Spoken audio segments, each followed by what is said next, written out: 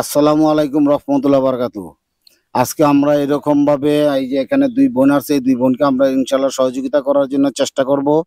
আপনারা আমাদের সাথে থাকেন ও দেখেন, আর ওনাদের কাছ থেকে, ওনাদের মুখ থেকে ওনাদের কথা শুনেন। এবং আমরা ওনারা বললেই আমরা এটা বিশ্বাস করি না, কারণ আমরা এরকম ভাবে যাচাই বাছাই করে নিছি। আসলে যারা পাওয়ার যোগ্য, আমরা যারা যারা এরকম সহযোগিতা পাওয়ার যোগ্য, আমরা তাদেরকেই সহযোগিতা করতেছি। আপনারা শুনেন, বলেন আপনার কি সমস্যা বলেন। আসসালামু আলাইকুম। যে আমরা নদী ভাঙ্গা মানুষ, যে আমরা মাইশের বাড়িতে থাকি। আমার স্বামী যে অসুস্থ, হাতায় সমস্যা, যে কাজ করতে পারে না, যে কদিন নিলে করে কদিন নিলে করে না, যে বাড়িতে পারে না, যে এই জন্য আপনার কাছে আসছে।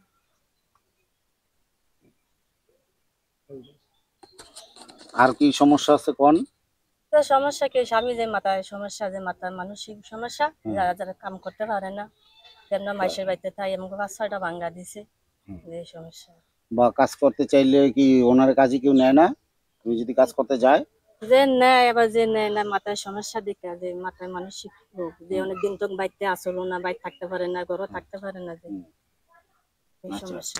ও বাড়িতেও থাকে না, যে না, কই চলে যায়? যে রাইতে যে অনেকজনের মাইশের বাড়িতে গিয়া থাকে, যে অনেকজনের ঘরে গিয়া শোয়, যে এর মারতে আহে, ভয় পায়, মাথায় যে সমস্যা। মানে কারা মারতে আসে?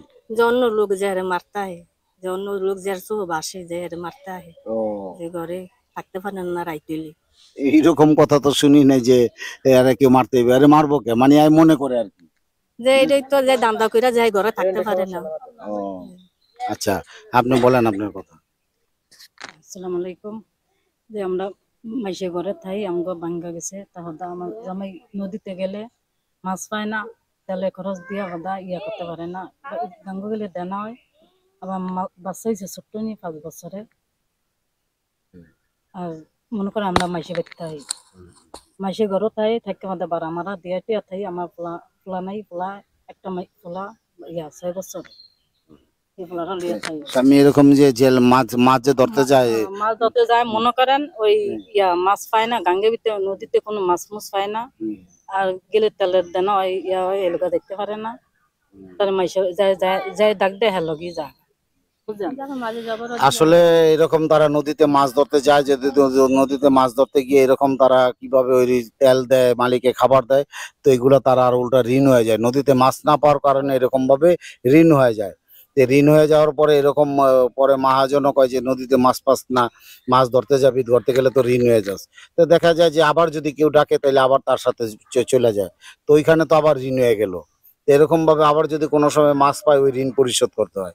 তা আসলে তারা খুবই দুরবস্থার মধ্যে আছে, কারণ বেশিরভাগ সময় তারা ঋণ থাকে, ঋণগ্রস্ত দেখে তারা এরকম ভাবে তাদের যে এইগুলা নিত্য প্রয়োজনীয় চাল ডাল, এগুলা কিনতেও তাদের সমস্যা হয়ে যায়। এগুলি তারা ঠিক মতো কিনতেও পারে না, তারা ঠিক মতো খাইতেও পারে না। আর তারা অন্যজনের ঘরের মধ্যে, অন্যজনের জায়গার মধ্যে থাকে।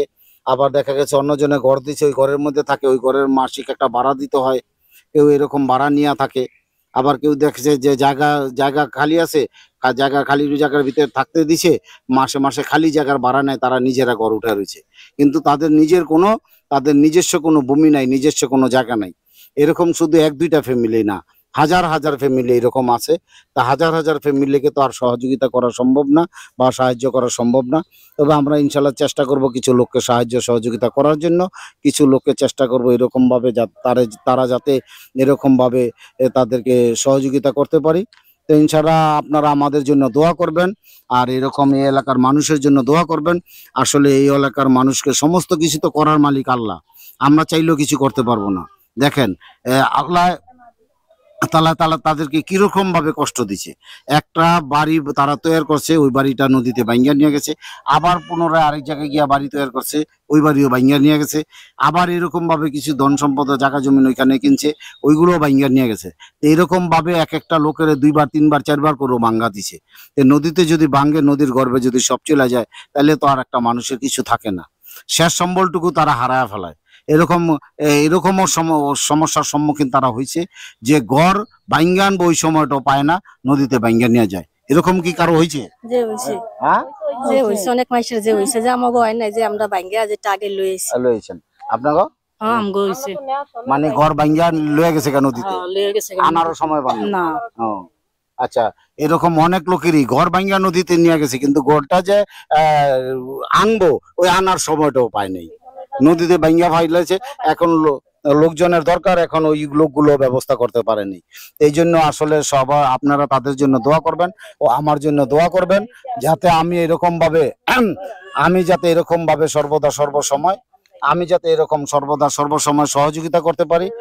আমি যাতে এরকম ভাবে আমি যাতে তাদেরকে সহযোগিতা করতে পারি, তাদেরকে যাতে এরকম মৃত্যুর আগ পর্যন্ত যাতে সবাইকে এরকম ভাবে দান করে আসতে পারি, আর এরকম ভাবে দরিদ্র অসহায় মানুষের পাশে যাতে থাকতে পারি, দরিদ্র অসহায় মানুষকে যাতে সহযোগিতা করতে পারি।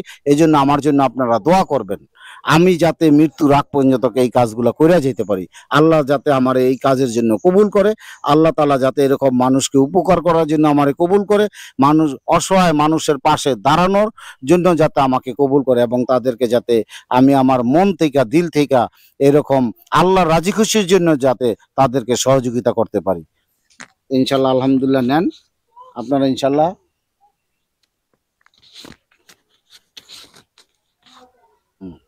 ইনশাল্লাহ আপনারা খুশি আছেন তো? আছি হ্যাঁ, আছি।